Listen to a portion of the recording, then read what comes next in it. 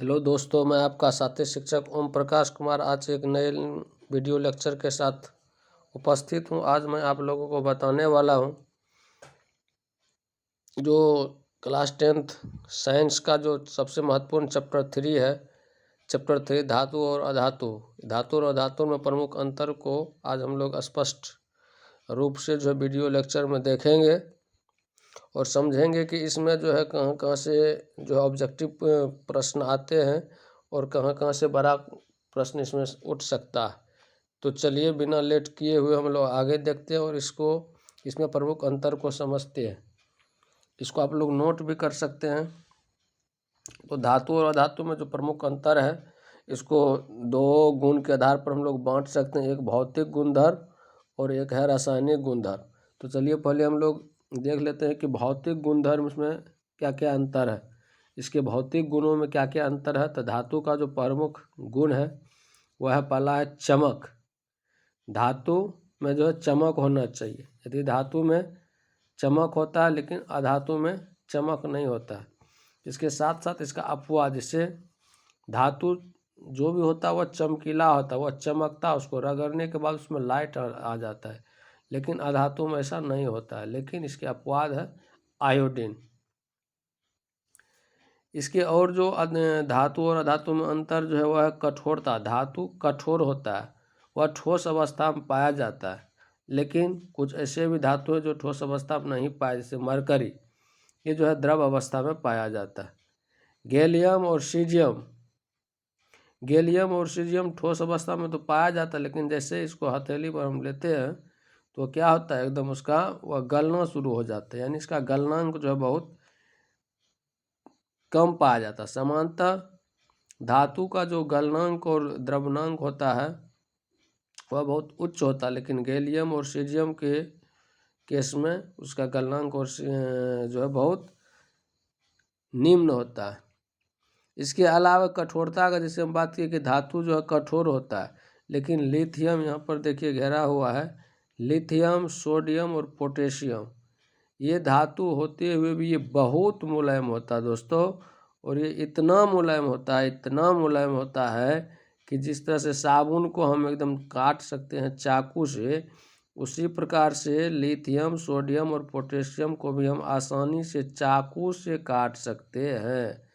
यानी ये हमारा अपवाद में हो गया, धातु के अपवाद में सब आता है, लिथियम, सोडियम, पोटेशियम। उसके इधर देखते हैं अधातु। अधातु ज़्यादातर अधातु जितने भी हैं या तो वह ठोस अवस्था में पाया जाता है या गैसीय अवस्था में पाया जाता है। लेकिन सिर्फ ब्रोमीन एक ऐसा धातु है जो द्रव अवस्था में पाया जाता है। आघातवर्धता, आघातवर्धता मतलब वो आघात सहने की क्षमता। धातु पर जब हम चोट करते हैं तो धातु टूटता नहीं है, बल्कि वह चौड़ा हो जाता है, यानी पीट करके हम उसको चादर बना सकते हैं, वह पसरता है। लेकिन अधातु में ऐसा नहीं होता है। चलिए और इसका अंतर हम लोग देखते हैं, जो महत्वपूर्ण अंतर सब है कि धातु को हम खींच करके, यदि हम इसको गर्म करके खींचेंगे तो इसको हम तार के रूप में बनाया जा सकता। देखते होंगे कि बच्चा हम लोग एल्युमिनियम का जो है तीर सब भी बनाते थे। इसका मतलब क्या है कि धातु को खींच करके तार के रूप में हम बना सकते हैं, लेकिन अधातु को ऐसा करने पर वह टूट जाएगा। इसके अलावा ये सब तो हो गया भौतिक गुणधर्म। उसके बाद रासायनिक गुणधर्म में कुछ देख लेते हैं।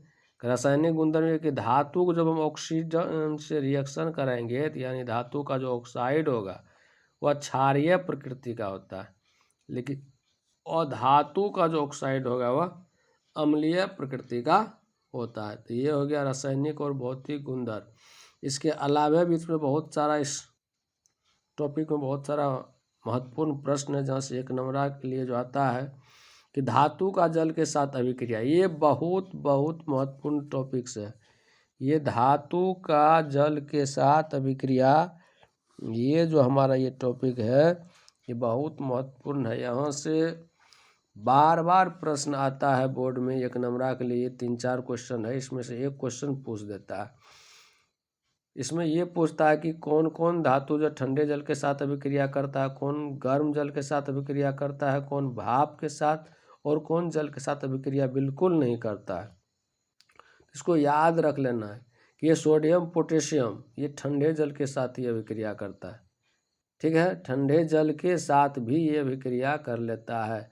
और प्रत्येक केस में यहाँ पर ये देखेंगे, प्रत्येक केस में चाहे वो सोडियम पोटेशियम का केस हो, मैग्नीशियम का केस हो, एल्युमिनियम और लोहा का केस हो, ये जहाँ पर भी रिएक्शन कर रहा है जल के साथ, हाइड्रोजन गैस यहाँ पर रिलीज होगा, हाइड्रोजन गैस रिलीज होगा। सोडियम पोटेशियम ठंडा जल के साथ करेगा तो उसमें भी हाइड्रोजन गैस ही निकलेगा। मैग्नीशियम गर्म जल के साथ अभिक्रिया करेगा तो उसमें भी हाइड्रोजन गैस निकलेगा। एल्युमिनियम और लोहा भी भाप के साथ रिएक्शन करेगा तो उसमें भी हाइड्रोजन गैस निकलेगा। लेकिन पीबी यानी सीसा, कॉपर, सोना, चांदी ये जल के साथ बिल्कुल अभिक्रिया भी नहीं करेगा। इसको एकदम कंठस्थ याद कर लेना है। उसके बाद जो इसमें एक छोटा सा टॉपिक और है कि धातु का अम्ल के साथ अभिक्रिया, धातु चाहे कोई भी धातु हो, कोई भी धातु हो, धातु जब अम्ल के साथ रिएक्शन करेगा तो हाइड्रोजन गैस निकलेगा। धातु जब अम्ल के साथ रिएक्शन करेगा तो कौन सा गैस निकलेगा? Hydrogen gas. ये तीर जो ऊपर निकालने इसका तो हाइड्रोजन गैस निकल रहा है, गैस में ऊपर की तरफ तक, क्योंकि गैस उड़ता है।